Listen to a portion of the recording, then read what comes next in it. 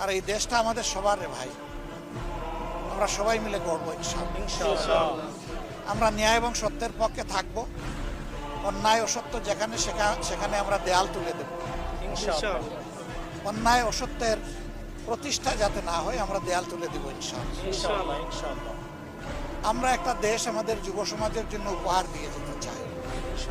যেই যুব সমাজ মুখ পেতে আমাদেরকে মুক্তি এনে দিয়েছে, তাদের প্রতি আমাদের দায় আছে, আমাদের দায়িত্ব আছে।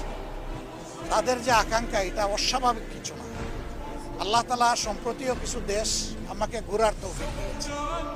সেই দেশের মিশনারি এবং দেশপ্রেমিক নেতৃত্বের কারণে মাত্র 3 দশকের ভিতরে এক একটা দেশ কোথায় চলে গেছে বলতে, আমরা পারবো ইনশাআল্লাহ। সবাই আমাদেরকে একটা কথাই বলেছে, তোমরা যদি শুধু দুর্নীতিটা দমন করতে পারো, তোমাদের দেশ আমাদের চেয়ে আরো সুন্দর হয়ে যাবে।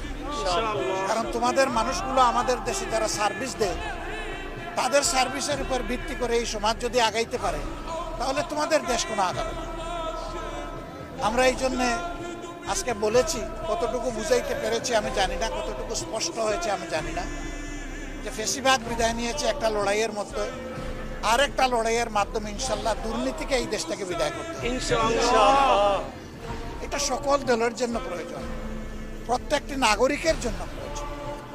এই দুর্নীতি সমাজ থেকে নির্মূল না হওয়া পর্যন্ত নাগরিক জীবনে কোনো ধরনের কোনো নিরাপত্তা আসার কোনো সম্ভাবনা নেই।